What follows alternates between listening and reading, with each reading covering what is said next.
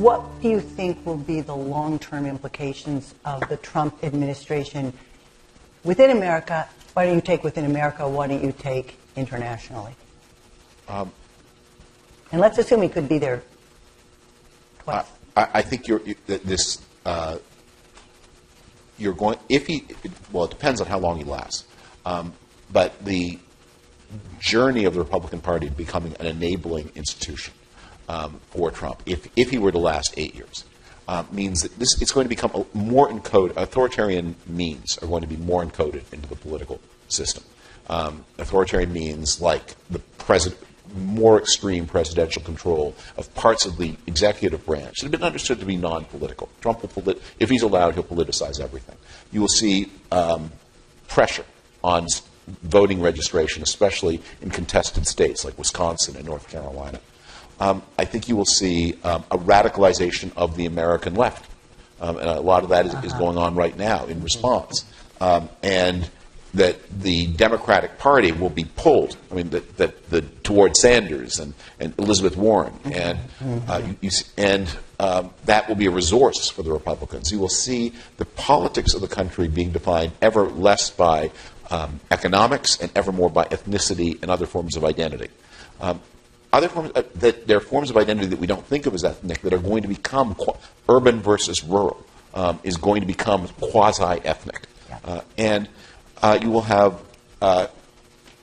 and you have an open door to Russian meddling because the president will not defend the country from that threat.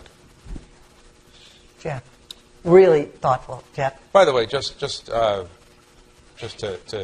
state what is obvious, David has over the last year and a half really been, I don't want to call you a canary in the coal mine of democracy. Because they end up dead. But David's work, which has been read, I mean, we have metrics, so we know that tens of millions of people now. David is doing some of the most important work in American journalism today on these subjects. So,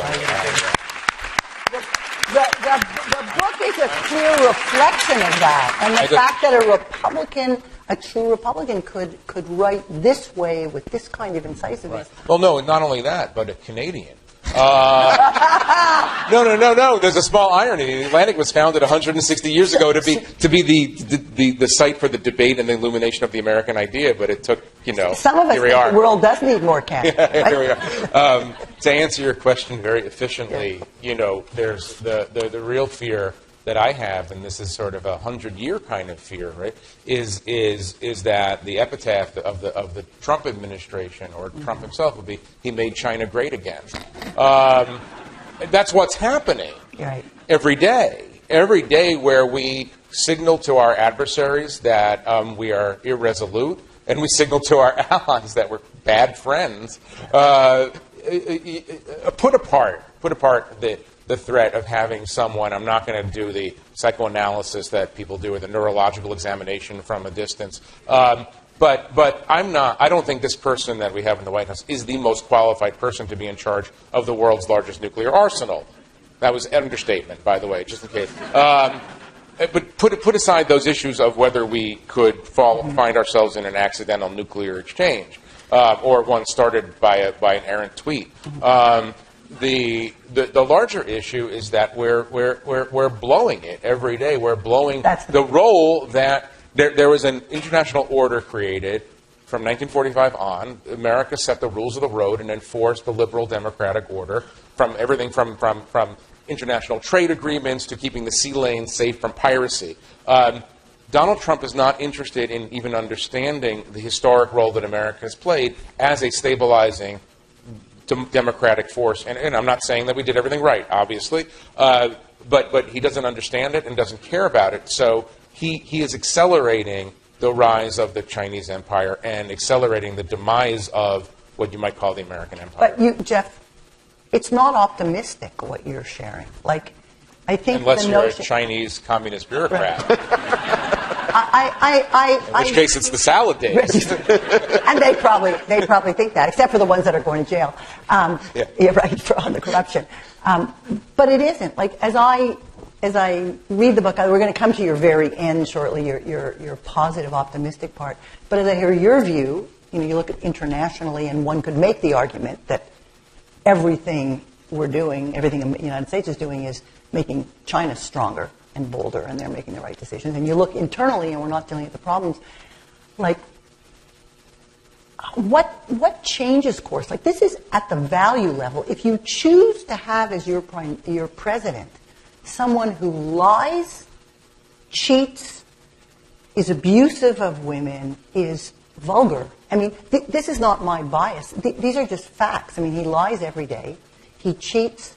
He's vulgar with his language. He does things, a sort of leadership 101 is you build your team and you support your team, particularly in public. And if you have something to say, you say it to them quietly in some constructive way. He hurls daggers in public at his own team. So all of these things. What gets this whole thing turned around? But there is reason for hope. And I mean, this room is an example of that. You're in Canada. No, I was going to say, but it's not just specific. Okay, but we're in Canada. There are a lot of moments in Canadian history when when it might be predicted, well, American world leadership is in danger, and a lot of people in Canada would have said, good. Today, nobody says good. Confronting what a world looks like, in which American leadership melts down, a lot of people, not just in Canada, across, are saying, you know what? So this is a discovery. I think you are seeing, we had in 2014 the lowest turnout in an American election since 1942. In 2016, partly because of voter suppression, but partly because of indifference. Again, a lot of indifference. Levels of civic engagement are up. People, you mentioned our statistics. I mean, everyone in media knows not only are your readers reading you more, but they're reading you with an intensity. I mean, that I've never seen in my career. People think this matters. One of the things I keep emphasizing. Trump's voters?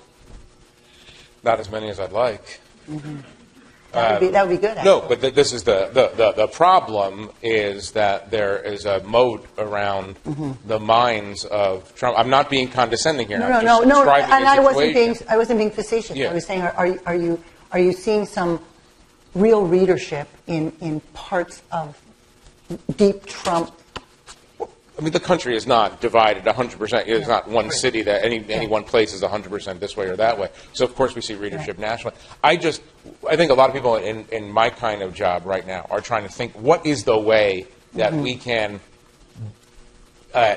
put a set of observable empirical facts in front of people that would have them open their minds enough to allow them in. That's a good question, right? I mean, this is nothing less than a fight over Enlightenment values in a kind of way. Exactly. That's just where I wanted to get to. Isn't this a fight over Enlightened values? That's just where I was going. You don't need to win 100% to win a fight like that. Look, in 1932, nadir of the Great Depression, Americans actually going hungry. Herbert Hoover got 38% of the vote. And there were a lot of people who voted him for a lot of reasons. He still badly lost the election of 1932 and changed the shape of America. You don't lose in politics because you lose your base. That's why it's called your base. They stay with you no matter what. You lose when people detach away. And so the way you have this conversation is, you don't find the Trump, say, what will change the mind of the most obdurate Trump supporter in America? You're thinking is, okay, maybe I can't reach him, but his wife, their children, the cousin. I mean, you don't need to convince everybody. We are having a kind of trial of strength. Right. And the trial will not be decided by one side getting 100%. Right. It will be decided by at the margin, as these things always are. And so that's why this work is worth doing. And that's why levels of mobilization and engagement are important.